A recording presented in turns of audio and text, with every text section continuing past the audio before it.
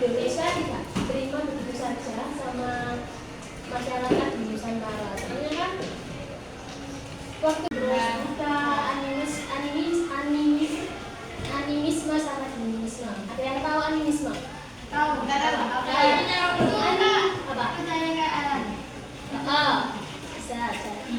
Animisme itu kayak kita percaya selain manusia sama hewan, kayak tumbuhan, terus gunung, begitu itu memiliki jiwa sama seperti kita.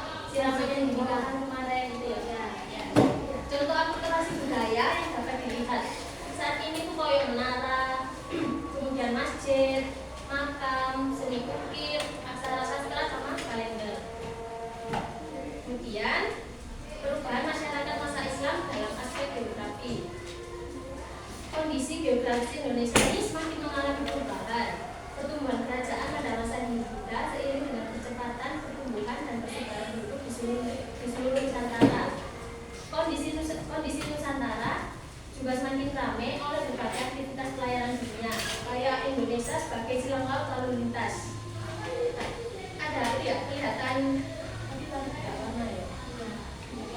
itu garis lintas yang ada garis-garis itu pelayarannya Cengho.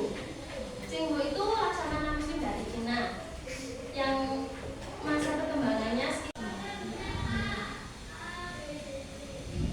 pelayaran tersebut juga menggambarkan hubungan antar bangsa pada masa Islam bukan sekedar untuk kegiatan perdagangan saja, tapi juga untuk konflik politik, kemudian propaganda sama ilmu pengetahuan, kemudian juga untuk pertumbuhan kota pesisir. Di pinggir-pinggir itu beda ya warnanya. Di pinggir-pinggirnya pulau itu kan agak beda warnanya. Kayak Arab, Cina tadi yang ke Indonesia buat menyebarkan agama Islam tadi. Terus ada juga yang keluar soalnya di kan udah nikah, bisa diajak kembali ke negaranya lagi, gitu kan ya. Jadi bisa keluar negeri lagi.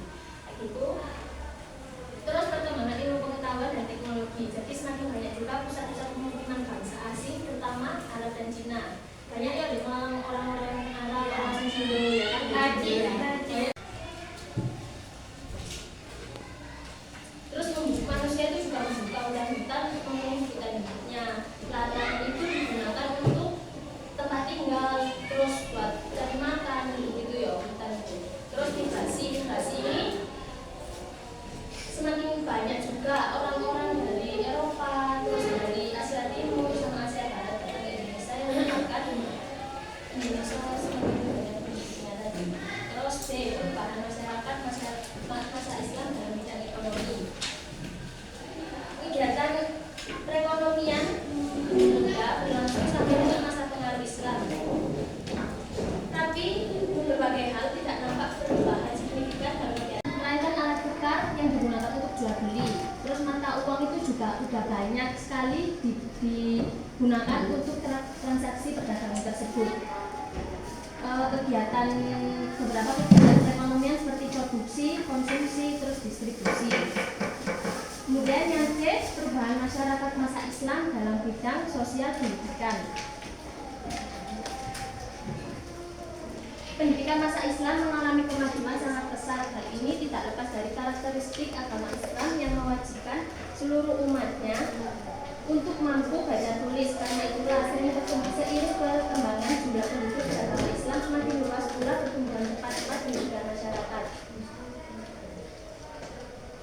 Islam bisa diterima sama orang-orang di Indonesia. Misalnya Caranya, cara mereka bicara. iya, terus Karena itu menyesuaikan sama Kebiasaan mereka. Adat di sini juga ada maksa. damai dalam bidang budaya.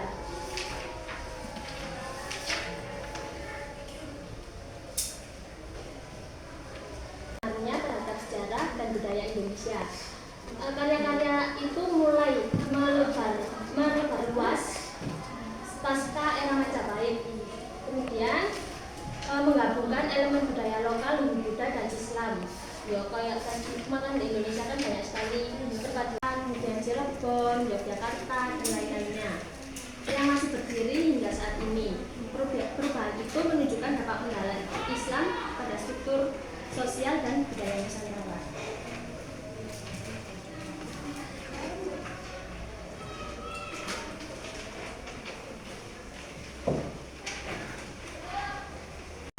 Masih ada bab kerajaan. Bab kerajaannya nanti dibuat diskusi. Bentar. 16. Jadi 4 ya. Berkelompok 4 ada 4 kelompok. Nanti kan ada 4 kelompok, ada kelompok 1, 2, 3 sama 4. Nanti per kelompok ini dapat 2 kerajaan, 2 didiskusikan sama kelompoknya tadi. Udah didiskusikan, terus kemudian tak kasih waktu 15 menit selesai. Habis itu ke gini, kelompok 1 seumpama kelompok 1 ini bening, terus kelompok 2 Aska ya. Tadi nanti bening ke kelompok Aska buat menyampaikan diskusi kelompok 1. Nanti Aska ke kelompok 3 buat menyampaikan diskusi kelompok 2. Gitu kan? Paham kan? Saluran. Tapi kan ada 4 sih ya, ada 4 orang semua. Terus kelompok juga ada 4. Jadi pas nanti kelompok 1 ada yang kedua, ketiga, ke kelompok lain buat nerangin diskusinya tadi. Yang kelompok 4. Hah? Ya yang kelompok 4 nanti ketiga, ke 1, kedua. Gitu ya. Tahu kan? Jadi setiap orang di kelompok nanti menerangkan gitu ya.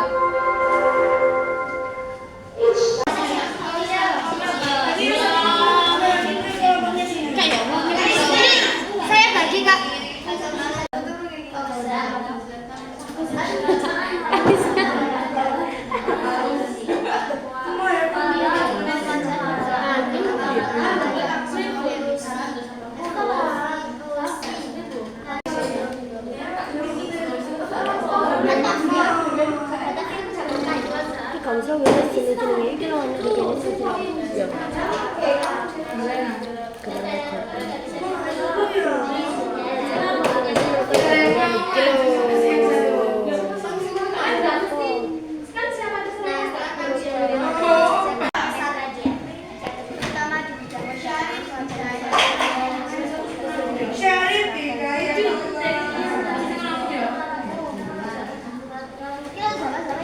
Apa katanya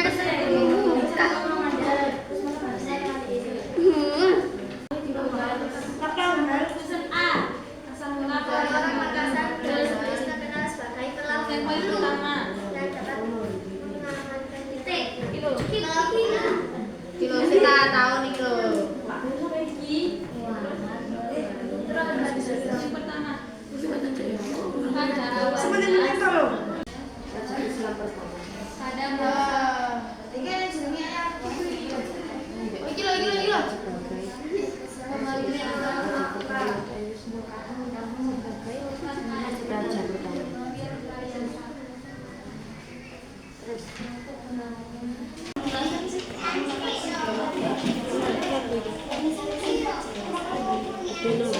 Seiring perkembangan zaman,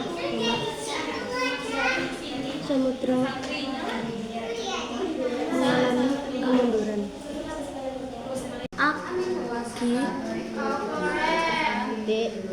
Saat itu,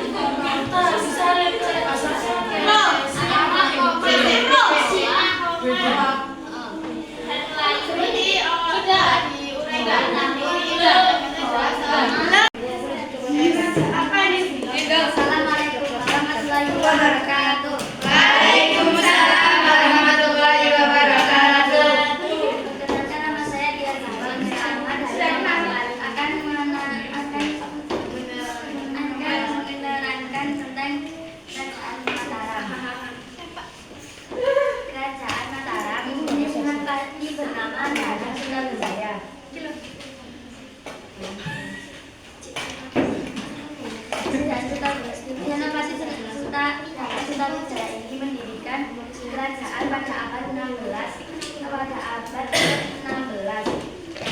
Itu berdiri di Mataram dan Jakarta. Lalu pindah ke Surakarta. Kenapa? Karena berdiri pada masa kolonial Belanda. Adanya VOC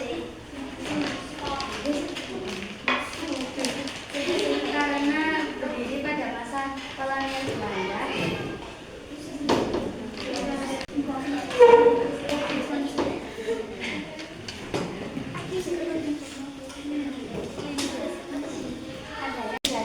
Menjadi dua Kesultanan Surakarta dan Kesultanan Yogyakarta. Sekian dari kelompok 4. Assalamualaikum warahmatullahi wabarakatuh. Waalaikumsalam warahmatullahi wabarakatuh.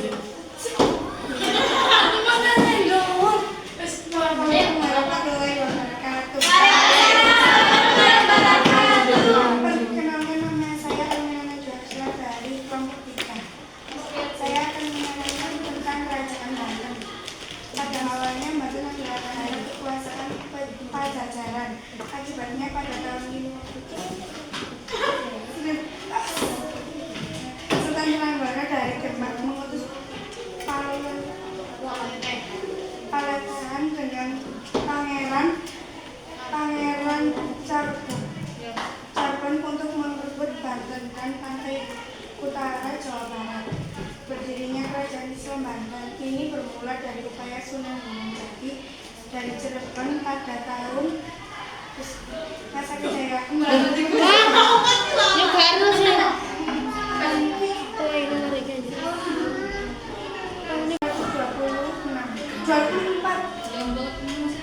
atau 1525. Masa kejayaan Banten mencapai puncak kejayaannya pada masa pemerintahan Sultan Ageng Tirtayasa. Sekian dari saya. Wassalamualaikum warahmatullahi wabarakatuh. Waalaikumsalam warahmatullahi wabarakatuh. Apa? Yang atas harmonia yang bisa diambil dari materi lahir apa?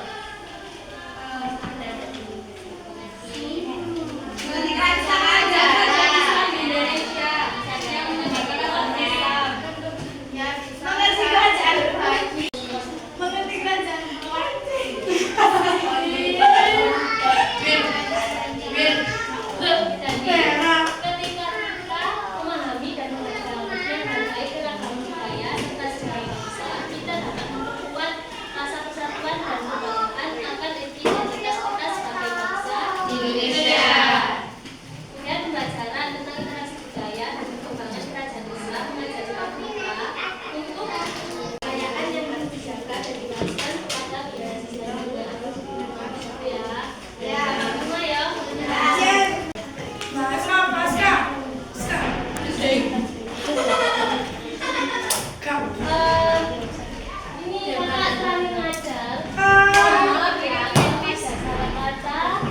saya di sini, Kak.